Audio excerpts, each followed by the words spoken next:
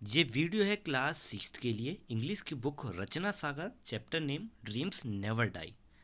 इस चैप्टर को स्टार्ट करने से पहले थोड़ा इसके इंट्रो के बारे में बताना चाहूँगा कि इस चैप्टर में एक लड़की है जिसका नाम है वलेरी, जो कि एक छोटे से एक्सीडेंट की वजह से बेहोश हो गई थी। और जब उसकी आँख खुलती है तो उसके बाद क्या होता है इस चैप्टर में बताया गया है। तो वलरी जो है अपनी आंखें खोलती है और आंख खुलते ही सबसे पहले उसके दिमाग में ये ख्याल आता है कि वो तो एंटार्क्टिका में थी और वो अब यहाँ पर कैसे पहुंची। अब जिस जगह उसने आंख खोली थी वहाँ पर जो डिफरेंस ये था कि वो गर्म जगह थी, जबकि एंटार्क्टिका जो है ठंडी जगह है और यहाँ पर बहुत से लोग रहते हैं, पर एंटार्क्टिका जो जगह है उसमें बहुत से कम लोग रहते हैं। यहाँ पर जहाँ उसने आँख खोली यहाँ पर बहुत सी वाइट चीज़ें थी, जैसे कि एक सीट थी, एक तकिया था, एक पर्दा था जो किसी भी इंसान को शांति पहुँचा सके या फिर किसी के इंसान के दिमाग को शांत कर सके। पर यहाँ पर वैलरी जो थी बहुत ही हैरान थी और उसके दिमाग में बहुत से डाउट्स उठ रहे थे, बहुत से क्वेश्चन उठ रहे थे उसके दिमाग में। उसने कोशिश की बेड से उठने की, पर दोबारा से वो पिलो पर जा गिरी क्योंकि उसका शरीर शायद थका हुआ होगा। उसे उसने उसे हैरानी हुई या फिर उसे चिंता होने लगी कहीं वो सपना तो नहीं देख रही थी तब से एंटार्क्टिका का। तब ये एकदम से उसे ख्याल आता है, उसे रियलाइज़ होता है कि आखिर क्या हुआ था। यहाँ पे बताया नेक्स्ट पैराग्राफ में, वलरे के जो फादर थे वो ड्राइव कर रहे थे कार को और वो कॉलेज से आ रहे थे। कॉलेज से आने के बाद बादले जो डार्क क्लाउड्स थे वो आसमान में छाए हुए थे। धीरे धीरे बारिश की बूंदें जो हैं उनकी विंडो सीट्स पर गिरने लगी, मतलब उसकी शीशे पर कार की।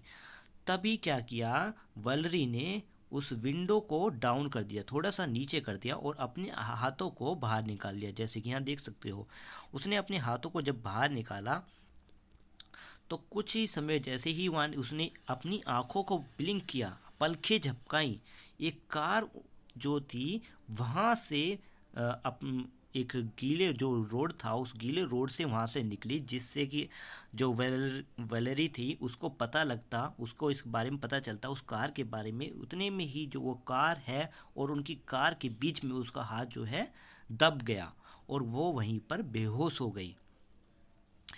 फिर तभी एक डॉक्टर वहाँ पर आता है, मतलब उसके पास डॉक्टर आता है। जब इसको रियलाइज़ हो गया, सब कहानी पता चल गई, तो फिर एकदम से उसके पास डॉक्टर आता है। वो उसे बताता है तुम्हारे साथ जो है एक एक्सीडेंट हुआ था जिसकी वजह से तुम्हारा जो हाथ है लेफ़्ट आर्म वो लगभग उसे ज़्यादा ही चोट हो चुकी थी, चोट लग चुकी थी और हमें इसमें सर्जरी करनी पड़ी। फिर वलरी पूछती है क्या मैं दोबारा से अपने हाथों का इस्तेमाल कर पाऊँगी। तो और feel a chill run down और स्पाइन, उसे कुछ महसूस होता है अपने हाथों में। तो यहाँ पर डॉक्टर कहता है ऑफ कोर्स यू विल, हाँ तुम इस्तेमाल कर पाओगी इसमें, पर थोड़ा सा समय लगेगा। वो पूछती है हाउ लॉन्ग डॉक्टर, कितना समय लगेगा। तो डॉक्टर इसका क्या जवाब देता है, डॉक्टर जवाब देती हैं इसका अबाउट अ ईयर और अ हाफ आई गेस, कम से कम 1 साल या आधा साल भी लग सकता है, हाफ एंड कम से कम 1.5 साल तो लग सकता है। डॉक्टर बताते हैं अगर एक बार तुम्हारा हाथ सही हो जाए तो तुम्हें थोड़ी सी फीलिंग आने लगेगी अपने हाथों में, तुम्हें महसूस होने लगेगा अपने हाथों को, और तुम्हें फिर उसके बाद फिजियोथेरेपिस्ट के पास जाना पड़ेगा जहाँ पर आपकी बोन्स की एक्सरसाइज होगी आपके हाथ सही होने के बाद। सून वलरी को जल्द ही हॉस्पिटल से डिस्चार्ज कर दिया गया। जब वो अपने रूम पहुंची तो वलरी ने ये नोटिस किया कि उसका पियानो जो था वो मिसिंग था।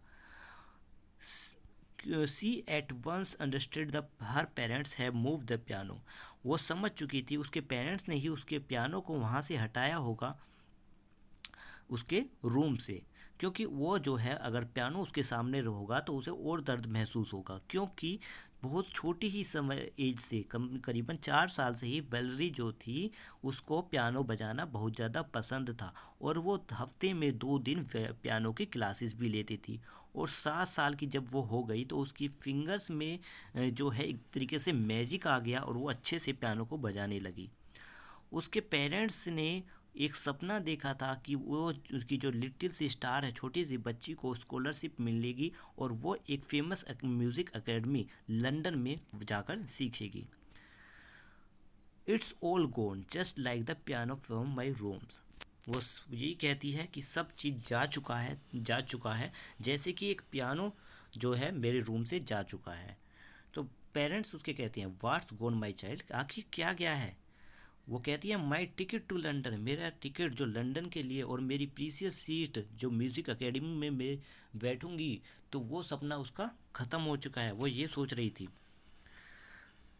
फिर नेक्स्ट पैराग्राफ में बताया Valerie knew that her parent will try to cheer up and encourage her to wait till her arm got better.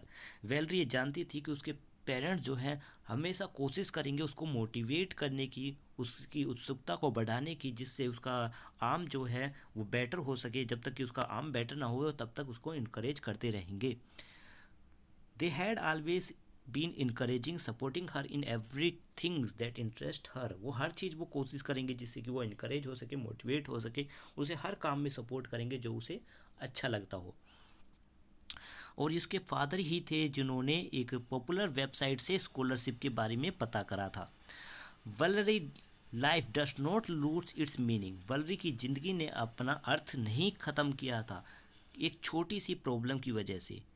वो जानते थे कि एक नया चैलेंज है जो उनकी लाइफ में आया है। They are new dreams to dreams. ठीक है, ड्रीम सपनों के भी और नए सपने हो सकते हैं।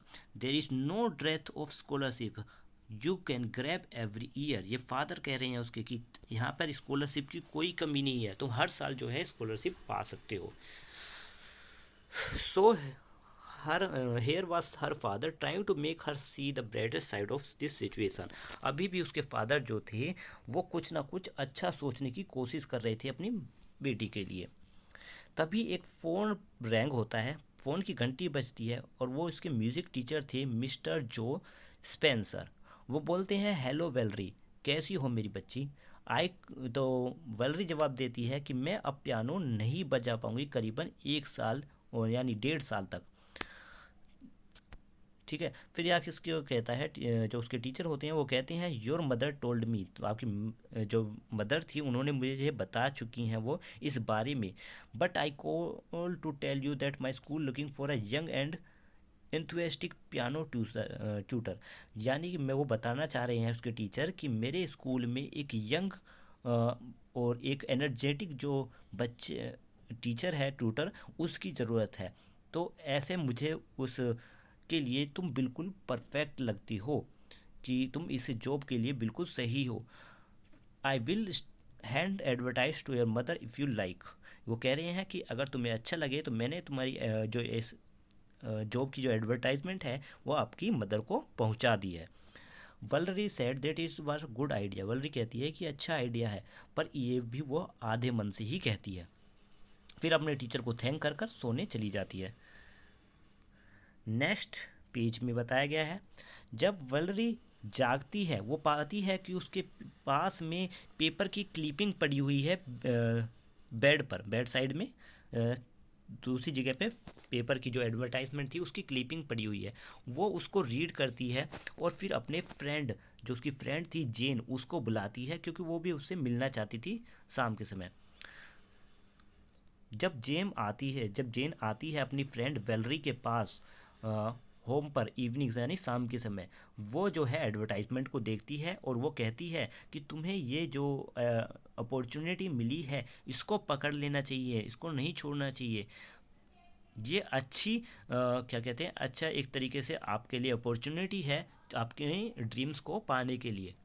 फिर कहती है वलरी कहती है I can not even move my finger. मैं तो अपनी फिंगर्स को भी मूव नहीं कर पाती, मैं कैसे बच्चों को सिखा पाऊँगी। वो कहती है ओ वलरी इट इज़ नॉट पॉसिबल, यह कुछ भी पॉसिबल इम्पॉसिबल नहीं है। यू नो दैट, ये तुम भी जानती हो कि तुम्हारा जो राइट हैंड है वो परफेक्ट शेप में है, वो बिल्कुल सही है और तुम्हारे साथ तुम्हारी स्वीट वॉइस भी है, एक मीठी आवाज़ भी तुम्हारे साथ है। Make the most of what you have, ये सभी तुम्हारे पास है ये। Don't cry over what you don't have, उन चीज़ों पर मत रो जो तुम्हारे पास नहीं है, जो तुम्हारे पास है उनको देखकर खुश रहो। फिर वलरी कहती है I still don't know how I manage this, मैं नहीं जानती कि कैसे मैं मैनेज कर पाऊँगी ये सब चीज़। Well I do, I call your music teacher and tell them you are interesting, मैं जानती हूँ, अपनी टीचर को कॉल करो और बताओ उन्हें कि तुम इस चीज़ में इंटरेस्टेड हो, एटलीस्ट कम से कम ट्राई तो करो। तो जब जेन चली जाती है तो वेलरी इस ऑफ़र के बारे में सोचती है। अब ये बिल्कुल ऐसी बात थी, या तो ये बात बिगड़ सकती थी या फिर बन सकती थी। तो इस सिचुएशन को बिगड़ने या फिर बनने वाली बात थी। तो वो जानती थी कि उसका म्यूज़िक टीचर जो थे और जो जेन है उसकी फ्रेंड, वो बिल्कुल सही कह रहे हैं कि ये उसके लिए बहुत ही अच्छी जगह है जहाँ पर वो अपने टैलेंट को यूज़ कर सकती है, और यहाँ पर उसको बच्चों को सिखाने में मज़ा भी आएगा, थोड़ा इंटरेस्टिंग भी लगेगा बच्चों को पढ़ाने में। ठीक है, जेन ने बिल्कुल सही कहा है, she would make the most of this situation, ये सिचुएशन को बना सकती हैं। एक वीक लेटर, एक हफ्ते बाद वलरी ने अब बच्चों को पढ़ाना स्टार्ट कर दिया जो म्यूज़िक स्कूल में। वो छोटे समय को, हर एक छोटे छोटे समय को इंजॉय करती थी, अपने उस समय का। Jane also invite her once a week, और वो अपनी दोस्त जेन को भी वहाँ पर हफ्ते में एक बार बुलाया करती थी। और उसकी जो फ्रेंड थी वो भी अपनी फ्रेंड पर गर्व करती थी कि उसने अपना जो ड्रीम है उसको गिव अप नहीं किया है, उसने अपने जो सपना जो है उसको नहीं छोड़ा है।